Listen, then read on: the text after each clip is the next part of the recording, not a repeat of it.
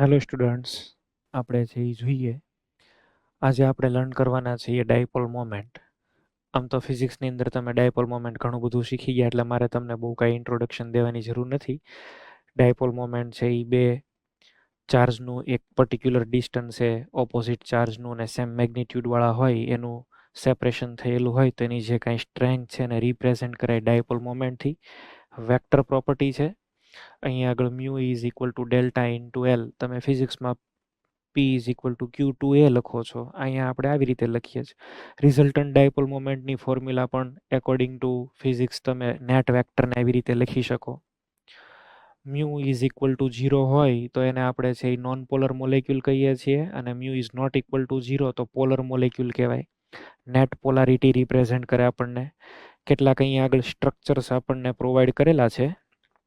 આ બધાની ડાયપોલ મોમેન્ટનો આપણે ઓર્ડર બનાવવાનો થાય. તો geometry plays very crucial role for the determination of dipole moment. અને જ્યોમેટ્રી જોવાની જુઓ, અહીંયા આગળ આ CL આવી રીતે ખેંચે છે, આ અહીંયા ખેંચે છે, તો આમાં મ્યુ ઇઝ ઇક્વલ ટુ 0 થઈ જશે, નોન પોલર રિઝલ્ટન્ટ. આની અંદર છે એ CL, અહીંયા બીજો CL, નેટ વેક્ટર આવી રીતે આવશે. Mu is not equal to 0. આમાં પણ 0 નો જ થાય ને, આની અંદર છે એ જુઓ, એક આવી બાજુ ખેંચે છે, એક અહીંયા ખેંચે છે, નેટ વેક્ટર અહીંયા આગળ આવશે. Mu is not equal to 0. આમાં બે ક્લોરીન અલગ અલગ કાર્બન ઉપર છે, આમાં એક જ કાર્બન ઉપર છે. આની ડાયપોલ મોમેન્ટ હાઈએસ્ટ નીકળે. ડાયપોલ મોમેન્ટનો જો હું ઓર્ડર બનાવું તો 3 આવશે, પછી 2 આવશે ને છેલ્લે 1. તમે જો આ સીસ અને ટ્રાન્સમાં આની તો 0, આની 0 નથી, પણ આ બેની અંદર આની વધારે વેલ્યુ નીકળે, એક જ કાર્બન એટમ ઉપર છે. નેક્સ્ટ અહીંયા આગળ બીજું ચેક કરીએ, ઓર્થો, મેટા ને પેરા. તો ઓર્થો, મેટા ને પેરાની અંદર આ તો કેમિકલ બોન્ડિંગમાં સ્ટડી કર્યા હોય તમે. અહીંયા આગળ તમે ભેગા કરો તો અહીંયા એંગલ કેટલાનો છે બોલો? આ 60 ડિગ્રીનો એંગલ. આ એક વેક્ટર, બીજો વેક્ટર ને નેટ વેક્ટર અહીંયા આગળ આવશે, અને થીટા કેટલો છે? 60 ડિગ્રી. અહીંયા આગળ છે એ તમે જુઓ તો એંગલ કેટલાનો થાય? 120 ડિગ્રીનો. બરાબર છે, 120 ડિગ્રી. આમાં તો તમે 180 ડિગ્રી ને સામે કપાઈ મરે આ તો. બરાબર, અહીંયા આગળ 180 ડિગ્રી. આમાં છે એ 0 ડાયપોલ મોમેન્ટ થઈ જશે, નેટ ડાયપોલ મોમેન્ટ 0. અચ્છા, આમાં કોસ થીટા આવે, ફોર્મ્યુલામાં જોયું ને તમે, કોસ થીટા આવે. અને કોસ થીટા આવે એટલે આપણે એવું કહી શકીએ mu is inversely proportional to theta. Theta વધે એટલો ડાયપોલ મોમેન્ટ ઓછું. હાઈએસ્ટ ડાયપોલ મોમેન્ટ ઓર્થો, પછી અહીંયા આગળ મેટા ને પછી પેરા. અને જો એક્ઝેક્ટ મેગ્નિટ્યુડ વાઇઝ કરતા હોય તો આ એ હોય ને આ એ હોય. તો ફોર્મ્યુલાની અંદર બધી છે એ તમે અહીંયા આગળ વેલ્યુ મૂકી અને કેલ્ક્યુલેટ કરી શકો કે કેટલી વેલ્યુ આવે. અહીંયા આગળ કેટલું તમને મળશે બોલો? √3a એટલી વેલ્યુ મળે અહીંયા આગળ. પછી આની અંદર કંઈક ચેક કરો, મને એક્ઝેક્ટ યાદ નથી હો કેટલી, ઉપર તમે વેરીફાઈ કરી જોજો. એમ વાવશે વેલ્યુ વધારે. અહીંયા 120 છે એટલે ડાયરેક્ટ આઈ એ હોય, અને આઈ એ હોય તો એ જેટલું જ આવે, અને આની અંદર તો 0 જ આવશે, એ તો તમને ખબર જ છે. બરાબર છે. તો ઇન શોર્ટ આ વધારે ડાયપોલ મોમેન્ટ, પછી ઓછી, ને સામે સાવ ઓછી ડાયપોલ મોમેન્ટ. નેક્સ્ટ, હેલોજનના નંબર ઇન્ક્રીઝ થતા ગયા અહીંયા આગળ. હેલોજનના નંબર ઇન્ક્રીઝ થાય એમ ડાયપોલ મોમેન્ટ શું થાય? ડિક્રીઝ થાય. Mu proportional inversely proportional to 1/x. Halogen જેટલા વધારે ડાયપોલ મોમેન્ટ એટલી ઓછી. મિથાઇલ ક્લોરાઇડ વધારે, પછી CH2Cl2, પછી ક્લોરોફોર્મ, મિથિલિન ક્લોરાઇડ, પછી અહીંયા આગળ ક્લોરોફોન, લાસ્ટમાં કાર્બન ટેટ્રાક્લોરાઇડ. કાર્બન ટેટ્રાક્લોરાઇડની અંદર તો તમે જ્યોમેટ્રી છે એ જોવો જ છો, ટેટ્રાહેડ્રલાની જ્યોમેટ્રી હોય. બધા તમારે પછી કમ્પેરિઝન રિઝલ્ટન્ટ વેક્ટરનું આવી રીતે કંઈક તમારે વિચારવું જોઈએ. જુઓ, અહીંયા આગળ છે આ કાર્બન છે, નેટ તમારે છે એ વિચારવાનું છે એટલે કહું છું. અહીંયા એક ક્લોરીન છે, અહીંયા ક્લોરીન છે. એક ક્લોરીન તો ટુવર્ડ વ્યુઅર આવશે ને એક ક્લોરીન અહીંથી દૂર જશે. બે વેલેન્સીસ હોય ને, એક આવી રીતે આમ ટુવર્ડ્સ વ્યુઅર આવે, તમારી નજીક આવે, અને એક તમારીથી આ દૂર જાય છે, એટલે આમ બે વેલેન્સી હોય આવી રીતે. બરાબર છે. તો આ બે ભેગા થઈ, આ બે છે એ ભેગા થઈને આમથી ખેંચે, અને આ બે એક પ્લેન વાળા ભેગા થઈને આમથી ખેંચે, તો net mu is equal two શું થઈ જાય? 0. નેટ મ્યુ આની અંદર શું આવશે? 0. આવી રીતે પછી એક અહીંયા આગળ H મૂકો તો આ વધારે ખેંચે ને અહીંયા આગળ ડાયપોલ છે એ નાનો થાય. એવી રીતે નેટ વેક્ટર તમારે ડિરાઈવ કરવાનો હોય ભાઈ અલ્ટિમેટલી તો. નેક્સ્ટ, ટૂંકમાં હેલોજનના નંબર વધારે, ડાયપોલ મોમેન્ટ એટલી ઓછી. CH3F પછી CH3Cl, CH3Br ને CH3I. This is one of the best example. આ જે છે એ સૌથી સારામાં સારું એક્ઝામ્પલ છે. તમને એવું થાય કે અહીંયા આગળ છે એ ફ્લોરિન, પછી ક્લોરિન, પછી બ્રોમિન, પછી આયોડિન, પણ એકચ્યુઅલી આની અંદર એવું આવતું નથી. ઓકે, તો અહીંયા આગળ છે એ કોમ્પિટિશન છે એ એકદમ મસ્ત આપેલી છે. ફ્લોરિન, ક્લોરિન, બ્રોમિન અને આયોડિન. આમ જોવા જાવ તો ઇલેક્ટ્રોનેગેટિવિટી આની 4, આની કેટલી થાય? 3.5 હોય, 3 હોય, બરાબર. 3.5 નહીં પણ 3. ઓક્સિજનની 3.5 હોય, આની 2.8 લ્યો અને આની 2.5 લ્યો. હવે ચાર્જ મેક્સિમમ પ્રોડ્યુસ કોણ કરે? ફ્લોરિન, પછી ક્લોરિન, પછી બ્રોમિન ને પછી આયોડિન. તો તમને એવું થાય કે આમાં વધારે ચાર્જ એટલે ડાયપોલ મોમેન્ટ વધારે, પણ એવું નથી. આ એક એવો મોલેક્યુલ છે જેમાં બે બેલેન્સ છે, ચાર્જ ઇન્ટુ ડિસ્ટન્સ. ચાર્જ પૂરું પ્રોડ્યુસ થાય ને, ડિસ્ટન્સ વધારે છે. આમાં ચાર્જ તો વધારે પ્રોડ્યુસ થાય પણ ડિસ્ટન્સ એટલું ઓછું છે ને કે આ હારી જાય છે. તમારે અહીંયા આગળ છે એ ઓર્ડર કયો બનશે? CH3Cl પહેલા, પછી CH3F, CH3Br અને લાસ્ટની અંદર આવશે CH3I. આ મિથાઇલ ક્લોરાઇડની અંદર ચાર્જ ઇન્ટુ ડિસ્ટન્સ બેય છે એ વધારે છે. ચાર્જ અપ્રોપ્રિએટ પૂરતો જરૂરી છે એટલો પ્રોડ્યુસ થાય ને, બોન્ડ લેન્થ પણ વધારે છે, એટલે ઓલ ઓવર જીતી જાય છે, બરાબર છે. તો આ તમારે છે એ ધ્યાનમાં રાખવાનું છે. એની પછી નેક્સ્ટ છે એ જુઓ, અહીંયા આગળ છે એ ક્લોરિન છે, અહીંયા COOH છે ને અહીંયા CN છે. ક્લોરિન અને ક્લોરિન તો સામે મ્યુ ઇઝ ઇક્વલ ટુ 0 થઈ જાય. આ COO સામે CO માઇનસ, આ પણ mu is equal to 0. CN ની સામે CN, mu is equal to 0. ત્રણે ત્રણમાં ડાયપોલ મોમેન્ટ કેવા આવશે? 0 આવશે. આની ચેક કરો. આ એકદમ ઇમ્પોર્ટન્ટ પોઈન્ટ થયો, આને આપણે લખીને સમજીએ. આવી રીતે છે એ તમારે સમજવું પડશે. જુઓ, હું OH લઈ લઉં છું, ક્વિનોલ. હવે આ ક્વિનોલને તમે લ્યો ને તો એ એકચ્યુઅલી એના મિક્સચરની અંદર એક્ઝિસ્ટ કરતો હોય અને મિક્સચરની અંદર બેય પ્રેઝન્ટ હોય. તમે જુઓ આવી રીતે પણ હશે, ધેટ ઇઝ ટ્રાન્સ. અને અમુક મોલેક્યુલ છે આવી રીતે પણ થશે કે નહીં?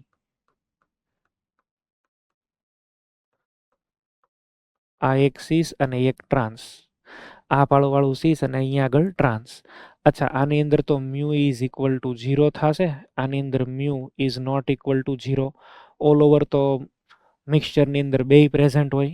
માનો કે 50 આ હોય ને 50 આ હોય, આ હોય કે ન હોય ફેર નથી પડતો, પણ આની તો કંઈક વેલ્યુ આવશે ને ડાયપોલ મોમેન્ટની. તો ઓલ ઓવર આની અંદર છે એ ડાયપોલ મોમેન્ટ 0 નહીં થાય.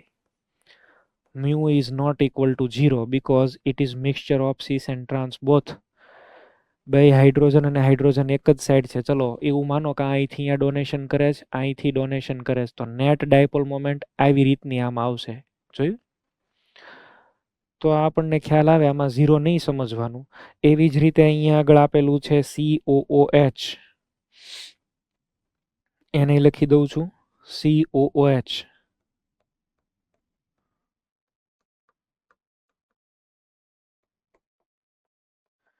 આને કેમ સમજશો તમે? આવી રીતે જુઓ, અહીંયા C ડબલ બોન્ડ O અને OH, C double bond OH. આ તો હશે જ, પણ અમુક આવી રીતે પણ મોલેક્યુલ હોય ને.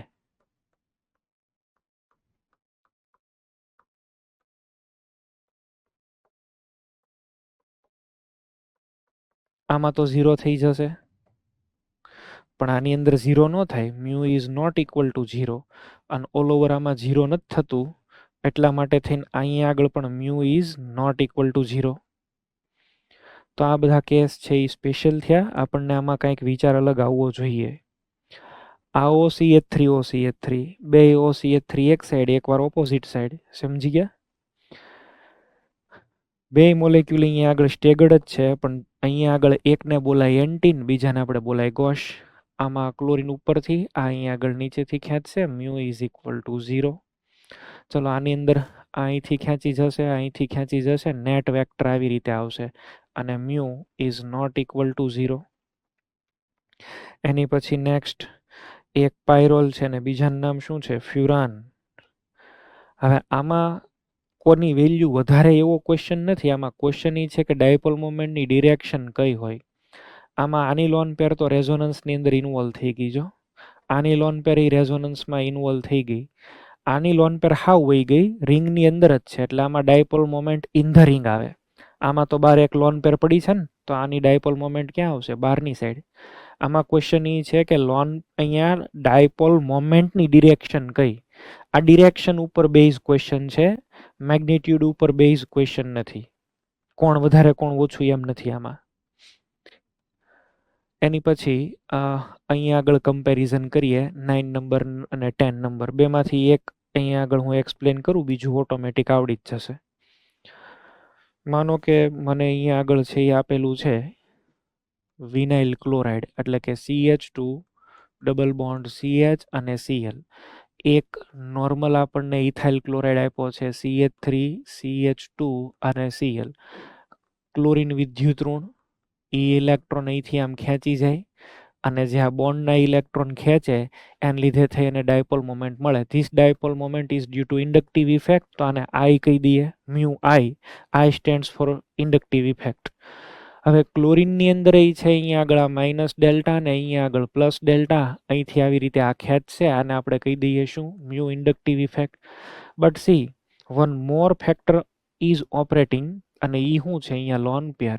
યાદ કરો, લોન પેર અને પાઈ બોડી ઇન કોન્જ્યુગેશન, નવું એક રેઝોનેટિંગ સ્ટ્રક્ચર મળે. કેવી રીતે મળે? CH2 અહીં આગળ minus CH double bond Cl અને પ્લસ. આવું થાય કે નહીં? અહીંથી એક નવી ડાયપોલ મોમેન્ટ જનરેટ થઈ અને આ ડાયપોલ મોમેન્ટનું નામ છે મ્યુ રેઝોનન્સ. અહીંયા તમે જો આ બે ડાયપોલ મોમેન્ટ ઓપોઝિટ ડિરેક્શનમાં છે, અને ઓપોઝિટ ડિરેક્શનમાં હોવાના કારણે અહીંયા આગળ net dipole moment mu net, ઈ ડાયપોલ મોમેન્ટ વધારે અહીંયા આગળ અસર આની અંદર છે. આ તો માઇનર કન્ટ્રીબ્યુટર છે, વધારે સ્ટ્રક્ચર તો આ જ હશે ને. આ સ્ટ્રક્ચર માની લો કે 90 હોય ને આ 10 હોય, તો 90 માંથી અમુક તો છે એ 10% ઓપોઝિટ વેક્ટર વાળા કટ થશે, અને એટલા માટે થઈને મ્યુ નેટ જે છે ને એ રહેતો આ ડિરેક્શનમાં જ, પણ એની વેલ્યુ બહુ ઓછી નીકળે. આની ડાયપોલ મોમેન્ટ અને આની ડાયપોલ મોમેન્ટ કમ્પેર કરો તો આ જીતી જાય. મેં શું કીધું એ તમે સમજ્યા? ભાઈ આ મોલેક્યુલ તો 90 છે ને આવા 10 છે, ને 10 ની અંદર વેક્ટર ઓપોઝિટ અંદર બીજો ડેવલપ થાય, બરાબર? એટલે ઓપોઝિટ ફોર્સ વર્ક કરે અને ઈ આ ડાયપોલ મોમેન્ટ જે ઓલરેડી છે એને શું કરી દે? ડિક્રીઝ કરી દે. એટલે ઓલ ઓવર આપણે એવું સમજી શકીએ કે આની અંદર તો એવું કોઈ કેન્સલેશન ઇફેક્ટ નથી. આની અંદર તો બે સામ સામે ઓપોઝિટ વેક્ટર છે ને એકબીજાની ઇફેક્ટને નલિફાય કરે, કેન્સલ આઉટ કરે. આ જીતી જશે. એ જ રીતે માની લો કે તમને એવું કીધું હોય કે ક્લોરોબેન્ઝીન છે અને એક આપેલું છે સાયક્લોહેક્સાઇલ ક્લોરાઇડ, તો તમને એવો વિચાર આવવો જોઈએ આ કેસની અંદર અત્યારે તો આમાં આ જીતી જાય છે ને. આમાં વિચારો, આમાં Cl આમ ખેંચશે જ, આમાં Cl ખેંચે તો ખરી હારે હારે આમ ડોનેશન નહીં કરે.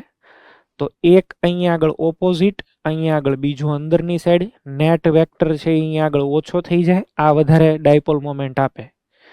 તો ડાયપોલ મોમેન્ટ આ તો NCERT ની અંદર આપેલા છે, ક્વેશ્ચન ઈ મેં લખેલા છે. NCERT ની અંદર તમે જોશો ને હેલો આલ્કેન હેલો એરિન ની અંદર આ ક્વેશ્ચન ડિસ્કસ કરેલો છે. પછી છે બોન્ડ લેન્થ.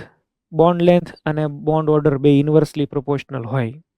રેઝોનન્સ થાય કે હાઇપર કોન્જ્યુગેશન થાય. જ્યાં ડબલ બોન્ડ હોય એમાં સિંગલ બોન્ડ કેરેક્ટરિસ્ટિક આવે ને સિંગલ બોન્ડ હોય એમાં ડબલ બોન્ડની કેરેક્ટરિસ્ટિક આવે. જેમાં આ રેઝોનન્સ કે હાઇપર કોન્જ્યુગેશન થતું હોય એની વાત છે. આમાં ચેક કરો, આમાં લોન પેરમાં કોઈ રેઝોનન્સ નહીં થાય. અચ્છા, અહીંયા તો સાહેબ રેઝોનન્સ થશે, જો આ ડબલ બોન્ડમાં કન્વર્ટ થશે ને આ સિંગલ બોન્ડમાં, આમાં થોડોક તો ડબલ બોન્ડ બનશે એક સ્ટ્રક્ચરમાં. અહીંયા આગળ લોન પેર છે, આ ડબલમાં કન્વર્ટ થશે. આમાં ટોટલ 5 સ્ટ્રક્ચરમાંથી 3 સ્ટ્રક્ચરમાં ડબલ બોન્ડ, આમાં એકમાં ડબલ બોન્ડ ને આમાં ક્યારેય ડબલ બોન્ડ નહીં બને. તો બોન્ડ લેન્થની જો આપણે વાત કરતા હોય તો બોન્ડ લેન્થ A હાઈએસ્ટ આવશે, પછી B નાનો ને C સૌથી નાનું.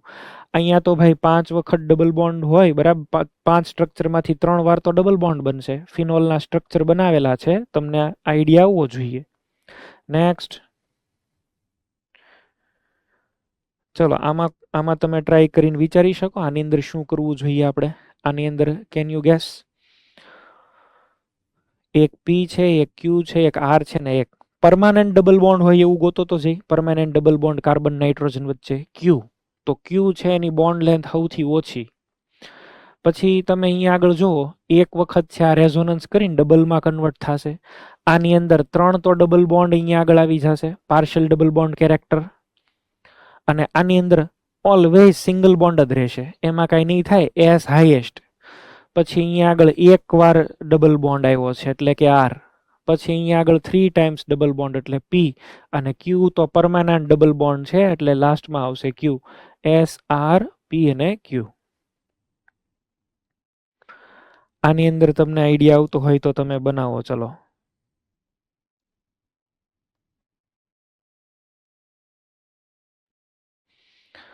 1 2 3 અને 4. આમાં સૌથી નાનો બોન્ડ કયો લેવાનો? 4. ટ્રિપલ બોન્ડ છે.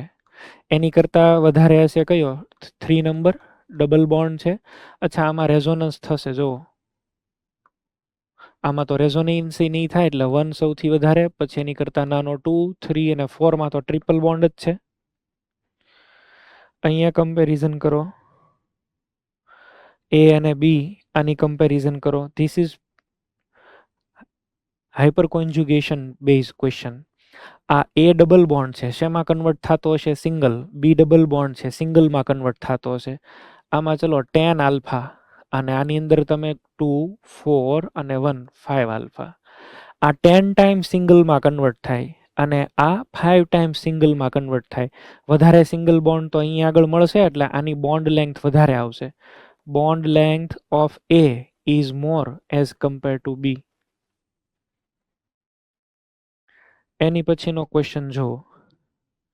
દેખાય છે આ ક્વેશ્ચન એવો છે નહીં, તમે ઈઝી જેવો સમજો છો ને એવો છે નહીં. આમ તો એવું દેખાય છે સાહેબ કે આ બી ડબલ બોન્ડ છે અને એ છે એ સિંગલ બોન્ડ છે. જુઓ તો જઈ, બી ડબલ બોન્ડ અને એ સિંગલ બોન્ડ. આની બોન્ડ લેન્થ વધારે ને આની બોન્ડ લેન્થ કેવી? ઓછી. ના, એવું ખરેખર નથી. હું અહીંયા આગળ એને ડ્રો કરીને સમજાવું છું. સ્ટ્રક્ચરને આપણે ડ્રો કરીએ એકાદ વાર તો આપણને આખો આઈડિયા ડેવલપ થાય. અહીંયા આગળ ડબલ બોન્ડ ઓ છે, અહીંયા પણ ડબલ બોન્ડ ઓ છે, અહીંયા OH, અહીંયા આગળ પણ OH. આ કમ્પાઉન્ડમાંથી 2 હું હાઇડ્રોજન કાઢી નાખું. આનું નામ છે સ્ક્વેરિક એસિડ. સ્ક્વેરિક એસિડ. આમાંથી હું આ 2 હાઇડ્રોજન છે ને ઉપાડી લઉં છું. 2 હાઇડ્રોજન વયા ગયા એટલે અહીંયા માઇનસ, અહીંયા પણ માઇનસ. હવે શું થઈ શકે? રેઝોનન્સ. આને અહીંયા મૂકો, પાઈ બોન્ડને શિફ્ટ કરો અને એનો નેગેટિવ ચાર્જ અહીંયા ઓક્સિજન ઉપર જશે. નવું સ્ટ્રક્ચર કેવી રીતે બનશે જોવો જી. ચલો, આ થઈ ગયા ડબલ બોન્ડ ઓ. અહીંયા થશે O માઇનસ. આ બોન્ડ શિફ્ટ થયો, અહીંયા O માઇનસ ને આ તો આમનામ જ હતો. હવે આની અંદર આપણે આગળ રેઝોનન્સ છે એ કરાવવું હોય તો શું થાય? નવું સ્ટ્રક્ચર. આ બોન્ડને અહીંયા શિફ્ટ કરો, આ અહીંયા જશે અને આ ઉપર માઇનસ લાવશે. એક નવું સ્ટ્રક્ચર આવી રીતે પાછું બનશે. અહીંયા આગળ શું આવે? O minus.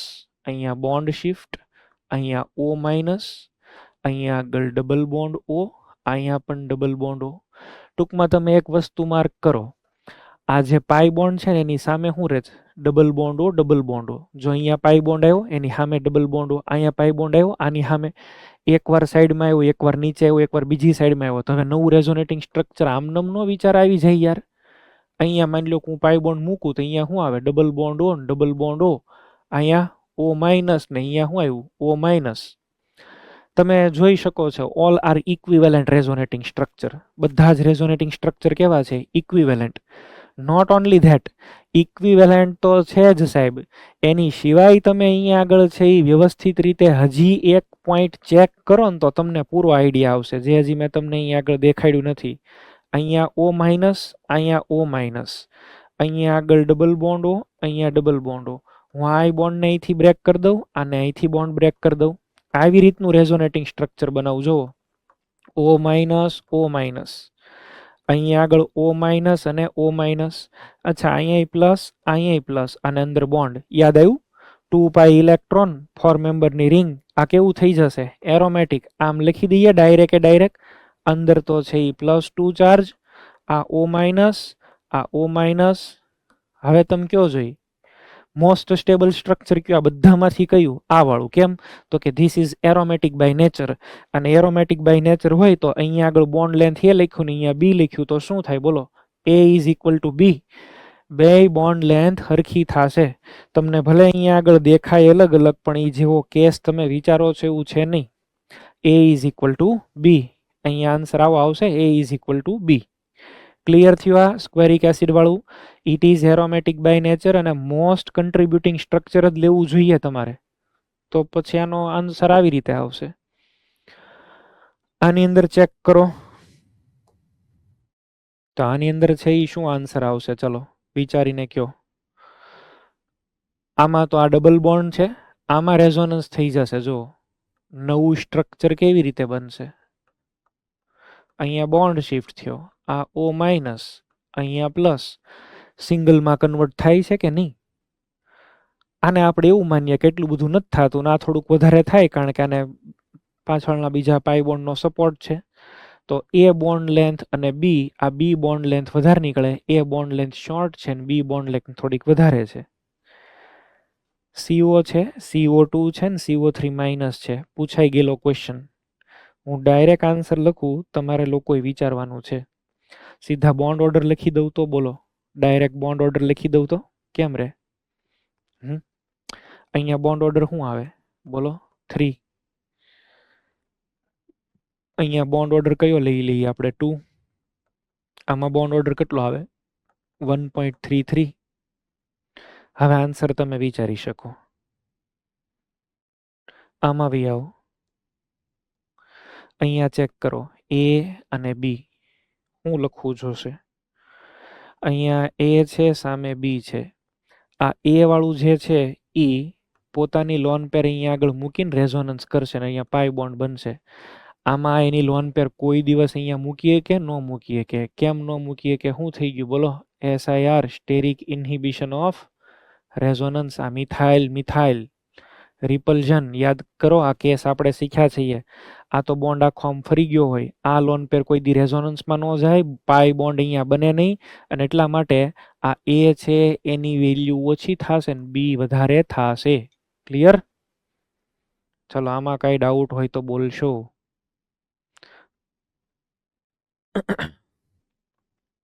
આમાં ક્યારેય પાઈ બોન્ડ નથી બનવાનો અને આની અંદર પાઈ બોન્ડ બની જશે.